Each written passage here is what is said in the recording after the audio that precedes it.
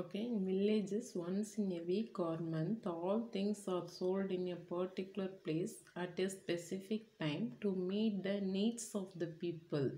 That is called சந்தை. அதாவது கிராமங்களில் பார்த்தீங்க அப்படின்னா வாரத்துக்கு ஒரு தாட்டியோ இல்லை மாதத்துக்கு ஒரு தாட்டியோ எல்லா திங்ஸும் ஒரு பர்டிகுலர் பிளேஸில் ஒரு பர்டிகுலர் டைமில் வந்து கொண்டு வந்து சேர்த்துருவாங்க. அதை வந்து மக்களினுடைய தேவையை பூர்த்தி செய்கிறதா இருக்கும். ஸோ அதை தான் என்ன சொல்கிறாங்க அப்படின்னா சந்தை அப்படின்னு சொல்கிறாங்க. Do you all know from where do they bring these things to சந்தை? ஓகேவா, உங்களுக்குலாம் தெரியுமா இந்த சந்தைக்கு எங்கேருந்து பொருள்லாம் கொண்டுறாங்க அப்படின்ட்டு? We don't know uncle said the children. எங்களுக்கு தெரியாது அப்படின்னு அந்த குழந்தைங்களாம் சொல்கிறாங்க. I told you already that the things which are produced in villages are brought to சந்தை. நான் ஆல்ரெடி உங்களுக்கு சொன்னேன், இந்த திங்ஸ் அதாவது இந்த வில்லேஜஸில் கிராமங்களில் வந்து உற்பத்தி செய்கிற பொருட்களை தான் இந்த சந்தைக்கு கொண்டு வராங்க அப்படின்ட்டு. ஓகேவா, fine Kavin. Do you know what activities are carried out in a santhai? ஓகேவா, ஓகே கவின், வெரி குட் அப்படின்னு சொல்லிட்டு அங்கிள் சொல்கிறாரு. ஓகே, இந்த சந்தையில் இது வேறு என்ன ஆக்டிவிட்டிஸ் செயல்கள்லாம் நடக்குது அப்படின்னு சொல்கிறார். Buying and selling. Said Kavin. வாங்கிறது விற்கிறது அதுதான் நடக்குது அப்படின்னு சொல்கிறாங்க. Very good Kavin. Apart from going to the santhai with your mother you have also noticed what's happening around you. Okay, very good Kavin. நீ வந்து உங்கள் அம்மா கூட சந்தைக்கு போகிறதுல அங்கே என்ன நடக்குது அப்படிங்கிறத நல்லா நோட்டீஸ் பண்ணியிருக்க அப்படின்னு சொல்லி அங்கிள் சொல்கிறாரு. ஓகே, இங்கே ஒரு இன்ஃபர்மேஷன் கொடுத்துட்டாங்க பாருங்கள். Consumer goods. கன்சியூமர் குட்ஸ்னால் நுகர்வோர் பொருட்கள் அப்படின்னு சொல்லுவாங்க. The finished goods which are bought from the market to fulfil the daily needs of the consumers is called a consumer goods. Example rice, clothes, bicycles etcetera. அதாவது finished goods which are bought from the market. நம்ம சந்தையில் இருந்து வாங்கிட்டு வரக்கூடிய அந்த முழுமையடைந்த பொருட்கள் வந்து பார்த்திங்கன்னா நம்மளுடைய தினசரி வாழ்க்கையினுடைய தேவைகளை பூர்த்தி செய்கிறதா இருந்துச்சு அப்படின்னா அதான் நம்ம என்ன சொல்கிறோம் அப்படின்னா நுகர்வோர் பொருட்கள், கன்சியூமர் குட்ஸ். அப்படியே வாங்கிட்டு வந்து டைரெக்டாக யூஸ் பண்ணுற மாதிரி. For example rice, clothes, bicycle இதெல்லாம் என்ன பண்ணுறோம், அப்படியே வாங்கிட்டு வந்து நம்ம டைரெக்டாக யூஸ் பண்ண ஆரம்பிச்சிடும். அதுதான் கன்சியூமர் குட்ஸ் அப்படின்னு சொல்கிறோம். ஓகே, அங்கிள் என்ன சொல்கிறார், வெரி குட் கவின் அப்படின்னு சொல்லிட்டு நீ வந்து சந்தைக்கு போகிறதில்ல தான் அங்கே என்ன நடக்குது அப்படின்னு நல்லா நோட்டீஸ் பண்ணியிருக்க அப்படின்னு சொல்கிறாரு இல்லையா. ஸோ அதை கேட்டு கவின் என்ன பண்ணுறான், ஹியரிங் திஸ் கவின் ஸ்மைல்டு. இதை கேட்டு கவின் வந்து ஸ்மைல் பண்ணுறான், சிரிக்கிறான். All the children sit in unison without knowing the importance of villages. We teased Kavin. அதாவது எல்லா குழந்தைங்களும் ஒன்றா சேர்ந்துட்டு சொல்கிறாங்க, அதாவது வில்லேஜஸ்னோட இம்பார்ட்டன்ஸ் தெரியாது, நாங்கள் கவினை ரொம்ப கிண்டல் பண்ணிட்டோம். ஃபர்கிவ் அஸ், எங்களை மன்னிச்சிருங்க uncle. We won't hurt anyone here after. இனிமேல் நாங்கள் யாரையும் கிண்டல் பண்ண மாட்டோம் அப்படின்னு சொல்லி சொல்கிறாங்க. We wish to know more about this. நாங்கள் வந்து இன்னும் அந்த கிராமத்தை பற்றி நிறைய தெரிஞ்சுக்கணும் அப்படின்னு சொல்லி சொல்கிறாங்க. ஓகே, இங்கே பாருங்கள் ஒரு ஆக்டிவிட்டி மாதிரி கொடுத்துருக்காங்க. ஸோ சும்மா என்ன சந்தையில் என்ன நடக்குது, ஸோ அதுலேருந்து என்ன தெரிஞ்சுக்கிறோம் அப்படிங்கிற மாதிரி. பிளான் ஃபார் எ மாடல் சந்தை. ஓகேவா, ஒரு சந்தை மாடலை வந்து நம்ம க்ரியேட் பண்ணுறோம். ஸோ அதுக்கு என்னென்ன பண்ணணும் அப்படின்னு கொடுத்துருக்காங்க. Ask the students to bring vegetables and fruits to the classroom. One student one vegetable or fruit. அதாவது குழந்தைங்கள ஃப்ரூட்ஸ், வெஜிடபிள்ஸ் வந்து கிளாஸ் ரூம்க்கு எடுத்துகிட்டு சொல்கிறோம். ஒரு குழந்தைங்கள ஒரு ஃப்ரூட்ஸ் இல்லை ஒரு வெஜிடபிள்ஸ் அந்த மாதிரி ஏதாவது கொண்டு வர சொல்கிறாங்க. Ask them to display like சந்தை and stick the prices of the vegetables. So அவங்க வந்து சந்தையில் வைக்கிற மாதிரி அதை ஸ்ப்ரெட் பண்ணி டிஸ்பிளே பண்ண சொல்கிறாங்க. அதனோட ப்ரைஸை வந்து அந்த வெஜிடபிள்ஸ்னோட இல்லை ஃப்ரூட்ஸ்னோட ப்ரைஸை வந்து ஒரு ஸ்டிக்கில் எழுதி பேஸ்ட் பண்ண சொல்கிறாங்க. Other class students can buy the vegetables. மற்ற கிளாஸ் ஸ்டூடெண்ட்ஸ் வந்து அந்த வெஜிடபிள்ஸும் வாங்க சொல்கிற மாதிரி சொல்கிறாங்க. Through this activity, the students can get an experience of the value of goods, buying, selling, and a knowledge of profit, loss, demand and supply. So இந்த activity மூலமாக குழந்தைங்க என்ன தெரிஞ்சுக்கிறாங்க அப்படின்னா அந்த பொருட்களினுடைய மதிப்பை தெரிஞ்சுக்கிறாங்க. விற்கிறது எப்படி, வாங்கிறது எப்படி, ஓகேவா. அப்புறம் லாபம்னா என்ன, நஷ்டம்னா என்ன, டிமாண்ட் பற்றாக்குறை என்ன இருக்குது, சப்ளை அதிகமான அது என்ன சொல்கிறது அதிகமான உற்பத்தி என்ன இருக்குது, அந்த மாதிரி எல்லாமே தெரிஞ்சுக்கிறாங்க. ப்ராபப்ளி த சந்தை ஷுட் பி ப்ராஃபிட்டபிள். ஸோ இன்னும் என்ன தெரிஞ்சுக்கிறாங்கன்னா சந்தை மூலமாக லாபம் கிடைக்கும் அப்படிங்கிறது தெரிஞ்சுக்கிறாங்க. The students learn to fix the selling price through which they can earn profit. So students வேறு என்ன கற்றுக்குறாங்க அப்படின்னா இந்த விற்கிற விலை மூலமாக அவங்களுக்கு வந்து ப்ராஃபிட் கிடைக்குது அப்படிங்கிறத தெரிஞ்சுக்கிறாங்க, லாபம் கிடைக்கும் அப்படிங்கிறத தெரிஞ்சுக்கிறாங்க. ஓகே, ஸோ எல்லா குழந்தைங்களும் கேட்குறாங்க இல்லையா மோகன் அங்கிள் கிட்ட இன்னும் வந்து வில்லேஜஸ் பற்றி சொல்லுங்கள் அப்படின்னு சொல்லிட்டு. ஸோ அதை அப்படியே கண்டினியூ பண்ணுறாங்க. Sure I will tell you said மோகன். ஓகே நான் கண்டிப்பாக சொல்கிறேன் அப்படின்னு சொல்லிட்டு சொல்கிறாரு. Small traders and other peoples buy things from சந்தை எக்ஸ்பிளைன்ட் மோகன். அதாவது சின்ன சின்ன வியாபாரிகள் மற்றும் மற்ற மக்கள் எல்லாமே இந்த சந்தையில் தான் பொருட்களை என்ன பண்ணுறாங்க வாங்குறாங்க அப்படின்னு சொல்லி மோகன் சொல்கிறாரு. Do you know in olden days we had a system of exchanging goods for other goods called barter system. For example exchange a bag of rice for enough clothes. அதாவது அந்த காலத்துலலாம் வந்து பார்த்திங்க அப்படின்னா பொருட்களை ஒரு பொருட்களுக்கு பதிலாக இன்னொரு பொருட்களை மாற்றிக்குவாங்க. எக்ஸ்சேஞ்ச் பரிமாற்றம் வந்து செஞ்சுக்குவாங்க. அதை வந்து என்ன சொல்லுவாங்க அப்படின்னா பண்டமாற்று முறை. பொருள்னா பண்டம் அப்படின்னு சொல்லுவாங்க. பண்டமாற்று முறை அப்படின்னு சொல்லுவாங்க. எக்ஸாம்பிள் ஒரு மூட்டை அரிசிக்கு பதிலாக அதுக்கு ஈக்குவலான கிளாத்ஸ் அந்த மாதிரி வந்து மாற்றிக்குவாங்க அப்படின்னு சொல்கிறாங்க.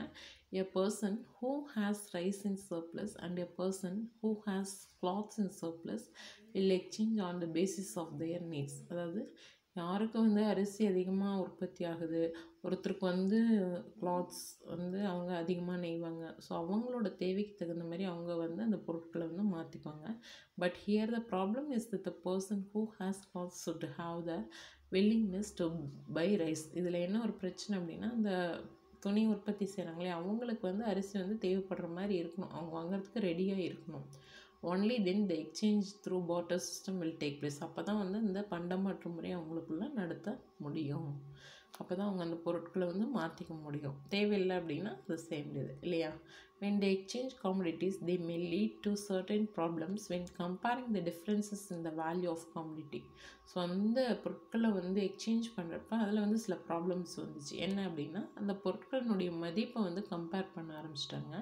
To solve this problem people invented a tool called money. So இந்த மாதிரி ப்ராப்ளம்ஸ் வந்து சால்வ் பண்ணணும் தீர்க்கணும் அப்படிங்கிறதுக்கு தான் வந்து ஒரு டூல் கண்டுபிடிச்சாங்க. அதுதான் வந்து மணி, பணம் அப்படிங்கிறது. ஓகேவா.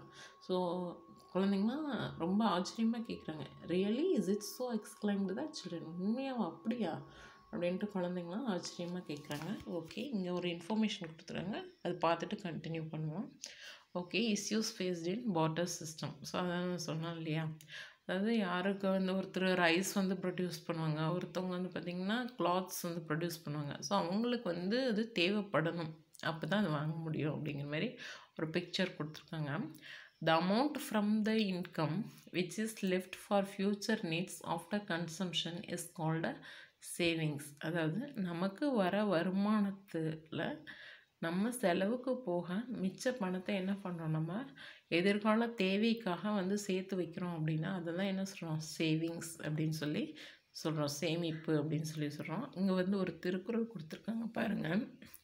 அளவறிந்து வாழாதான் வாழ்க்கை உளவோல வில்லாகி தோன்றா கெடும். ஸோ அதனோட விளக்கம் வந்து கொடுத்துருக்காங்க பாருங்கள். தன் செல்வத்தின் அளவு அறிந்து அதற்கு ஏற்ப வாழாதவனுடைய வாழ்க்கை பல வளங்களும் இருப்பது போல தோன்றி உண்மையில் இல்லாதவனாய் பின்பு அப்பொய் தோற்றமும் இல்லாமல் அழியும். அதாவது இதனோட மீனிங் என்ன அப்படின்னா நமக்கு எவ்வளோ இன்கம் வருது அப்படிங்கிறது வந்து தெரிஞ்சுட்டு ஒருத்தவங்க வந்து வாழணும், அப்படி வாழாதவங்களோட வாழ்க்கை வந்து பொய்யாக ஆயிடும் அப்படின்னு சொல்லி சொல்கிறாங்க. ஓகே நெக்ஸ்ட்டு பாருங்கள்.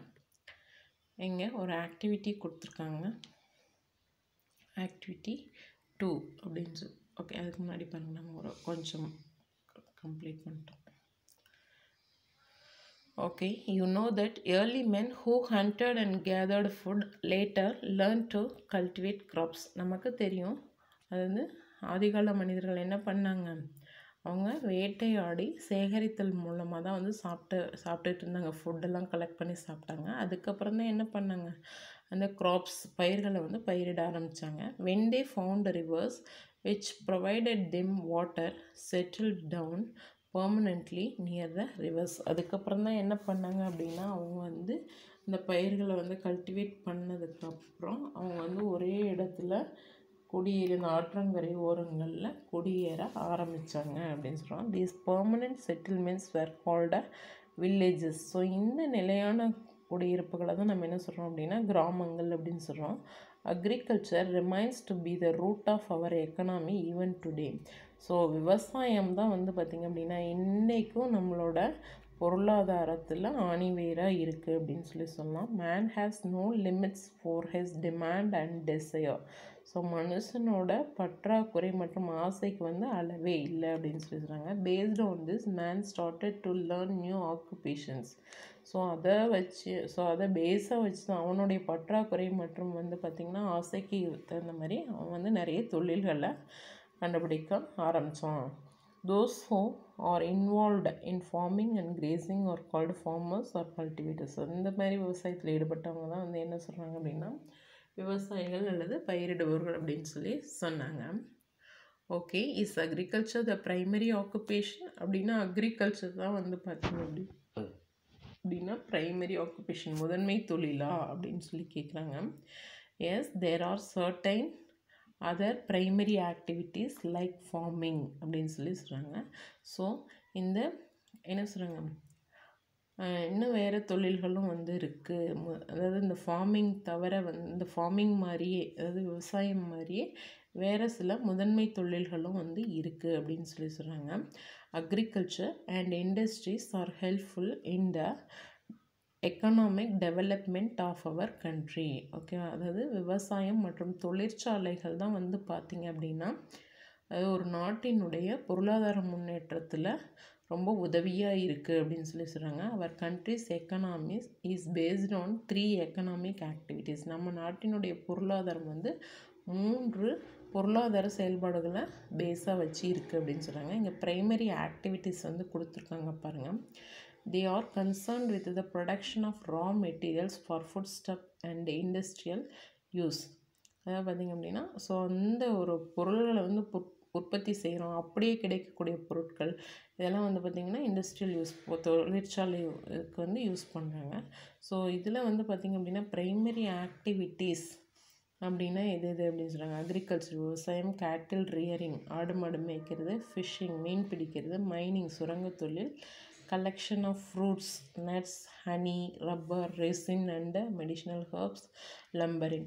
அது பார்த்திங்கன்னா என்னது ஃப்ரூட்ஸு, நட்ஸு, ஹனி, தேன், அந்த விதைகள், ஹனி, அப்புறம் வந்து பார்த்திங்கன்னா பழங்கள், rubber, resin and medicinal herbs மூலிகை தாவரங்கள் இதெல்லாம் வந்து பார்த்திங்கன்னா சேகரிக்கிறதும் வந்து பார்த்திங்க அப்படின்னா என்னது முதன்மை தொழில் தான் அப்படின்னு சொல்லி சொல்கிறாங்க.